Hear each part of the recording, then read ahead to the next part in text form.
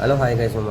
అసలుకి ఇప్పుడు మధ్య ఎంత కల్తీ అయిపోతున్నాయంటే అన్నీ మామూలుగా ఇప్పుడు మనం బయట ప్లాస్టిక్ వస్తువులు కొంచెం తీసుకుంటాం కదా. అంటే ఏదైనా ప్రోడక్ట్ తీసుకున్నప్పుడు దాన్ని ఎక్స్పైరీ డేట్ అనేది ఉంటుంది కదా.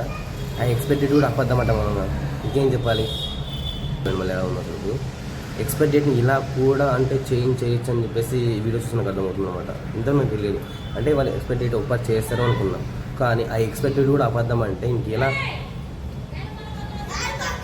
ఇప్పటికే ఉన్న రోగాలతో చచ్చిపోతున్నాం, మళ్ళీ ఎక్స్పైరీ డేట్ అయిపోయినట్టు కూడా తిని సావాలంటే ఇంకెక్కడ. ఆ ఎక్స్పైరీ డేట్ అన్న మంచి వస్తే కదా. అంటే ప్రోడక్ట్ మంచి అంటే ఇప్పుడు ఎక్కువ చేసేదానికన్నా అంటే తగినంత చేసి ఆ ప్రోడక్ట్ సేల్ అయిన తర్వాత ఉన్న ప్రోడక్ట్ వాడితే కదా.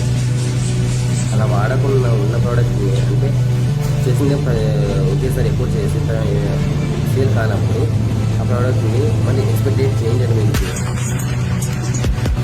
అంటే ఒక ప్రోడక్ట్ చేసిన తర్వాత అంటే కొన్ని చేసిన తర్వాత ఆ ప్రోడక్ట్ మొత్తం అయిపోయిన తర్వాత మళ్ళీ ఇంకొక ప్రోడక్ట్ చేస్తుంది కదా. అలా కాకుండా ఫస్ట్ ఎక్కువ చేసి ఆ ప్రోడక్ట్ సేల్ కాకుండా ఉన్నప్పుడు ఆ ప్రోడక్ట్ అంటే ఎక్స్పైరీ డేట్ తొడిపేసి తను మరీ ఎక్స్పైరీ డేట్ చేంజ్ చేస్తున్నప్పుడు ఇంకా తెలియకుండా ఇంకా రోగాకరంగా ఇలా ఉంటాయి.